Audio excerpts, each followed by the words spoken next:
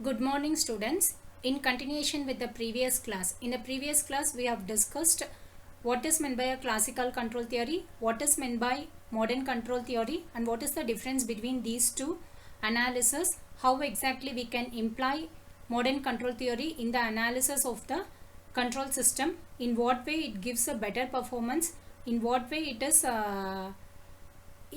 is implied to get a optimal output. So in this class we are going to see certain definitions that is required for the analysis. That is, directly we cannot go for any analysis. Before analyzing any key factors, first we should understand what are all the basic steps or what are all the basic variables it is required and how exactly it has to be framed for the analysis. So for those things we need to know what is meant by state. These are all, from in this we are going to see the definitions of state, state variable, state vector, state equation, state trajectory, state space, and using all these things how we are going to design a state model. In this class we are going to focus on all these factors. So we'll start with define state. So define state. So as we discussed earlier, we have two types of system. One is your static system, another one is your dynamic system. So what is meant by a static system and what is meant by dynamic system, we have discussed earlier. So dynamic system is the one which is nothing but it is the system with memory, where we will be considering the initial conditions. That is, the initial condition is not equated to 0 in case of your dynamic system. So the state of the dynamic system at any time is the minimal. At any time is the minimal set of variables known as state variables, such that the knowledge of these variables at t is equal to t0 together with the knowledge of the input for t greater than or equal to t0 completely determines the behavior of the system. It means that, as we discussed earlier, in case of your modern control theory, for any variation in your input, your output will also get varied. But we should also know what is happening with the in-between transferring variables so as to get the optimal output. So first we should have the knowledge of those intermediate variable. For example, if you consider a motor, so for motor you are going to give a supply. So when you give a supply, the motor automatically starts to rotate. So when it starts to rotate, the speed, so slowly the speed will be increasing. So we need to adjust the rheostat. So rheostat at the initial position will have the speed of 1200, and as you vary the rheostat, continuously your speed will be increasing. So you should have the knowledge of the variable, that is speed, at time t is equal to t0 together with the knowledge. So at what value of rheostat resistance, that is varying resistance, your speed is 1500. So t is equal to 0. At t is equal to t0, you should have the knowledge of that particular variable. And also when you apply a input of, that is your resistance, when you vary the resistance for that particular resistance for t greater than or equal to t0, what will be the speed of the motor. So that completely defines the state. So initially what is the speed, and after time t greater than or equal to t0, what is your speed of the motor. So one more example also you can take. When you start the motor, the heat generated will be less. As you start loading it, the heat starts to increase. So you should know what is your minimum and maximum load that should be given to the motor. Then only it means that that is the system state. So more than that it cannot operate. So you should know the minimum and maximum limit of the system. Therefore the state of the dynamic system is defined with the minimum set of state variables. So what is required? For example, for a motor, if your rated current is 10 amps, then what should be the minimum amount of minimum load and maximum load? So the speed from what range to what range it can vary. Even you cannot overload it. So you should know the minimum and maximum value, that is known as your state variables.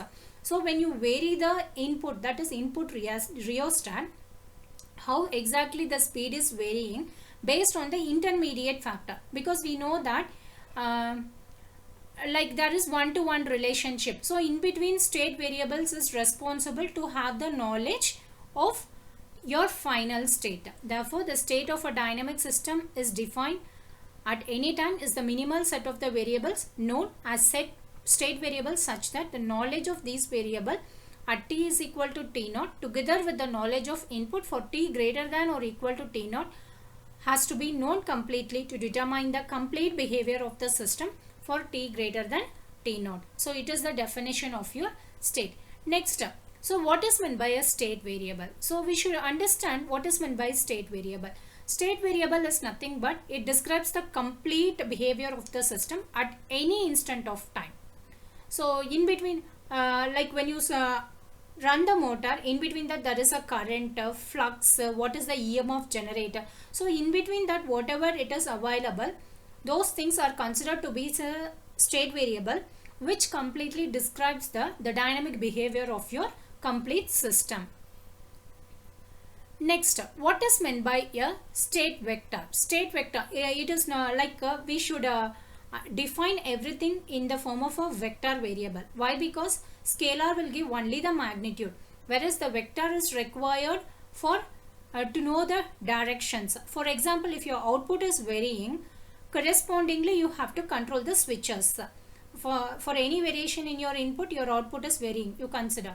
So you need to have the control towards your output parameter. Therefore, your what parameter is getting varied at the output, it will be taken as a feedback. It will be taken as a reference signal and it is given to the controller circuit.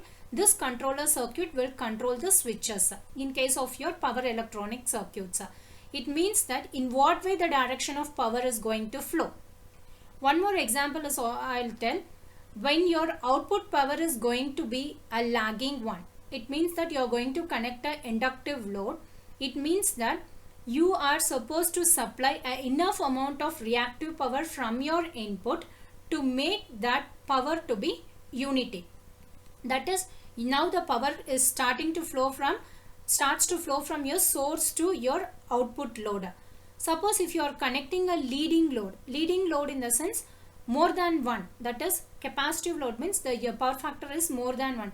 It means that part of your power from your output has to be supplied to the source. It means that the power is flowing from your output end towards your source. So both the direction your power flow is required. It means that you have to analyze the system for a vector. Therefore, it is required to understand what is meant by a state vector. So state vector is nothing but it is a state variables needed to completely describe the behavior of the system in case of your n system variable. Next is your state equation. So yesterday we have seen what is meant by a state equation. State equation is always described by using first order differential equation. So this state equation is taken, that is the state equation is written with respect to your input as well as your state variable. So the number of state variables to form the correct and complete model of the system is equal to the order of the system. Suppose if you have 2 energy storage device, the number of state variable is 2 and the order of the system is going to be 2. So the number of state variables needed is to form the correct and complete model of the system is equal to the order of the system. Next is your state trajectory. What is meant by a state trajectory? So it is nothing but the state vector at any time to define a point in the state space. The locus of that particular point, the state vector as the time progress is called as a state trajectory of the system. So here it is a vector at any time to define the point in the state space. So we'll have a state space because you people have learned about your root locus trajectory, then Nyquist plot. So it is nothing but it is the point that is traced on your state space. Next, what is meant by your state space? State space is referred to as whose axes are state variable. That is, you have x-axis and y-axis. X-axis will be your state variable and y-axis will be your derivative of your state variable. So if you wanted to have an analysis towards your stability of the system, it is required to analyze using this state space. Next is your what is meant by a state model. Now we are going to see what is meant by a state model. So we all know what is meant by a state variable. So it is a variable that describes the internal behavior of the system. State variable is defined as the variable that describes the internal dynamic behavior of the system. So here we should understand how it can be retrieved from your multiple input and multiple output system. So in this we have shown one control system where we have many inputs, many output. So due to the variation in the input, you are going to get the output as well as the state variable vector. The state variables are represented with x1, x2, x3 and xn. Whereas your input variable is represented with u1, u2, u3 and um. And the output is represented with y1, y2. So the number of inputs that is ranging from your, the number of input ranges from 1 to m. The number of output ranges from 1 to p, and the number of state variables ranges from 1 to n. The representation of your input is u and the representation of your output is y, and state variable representation is x.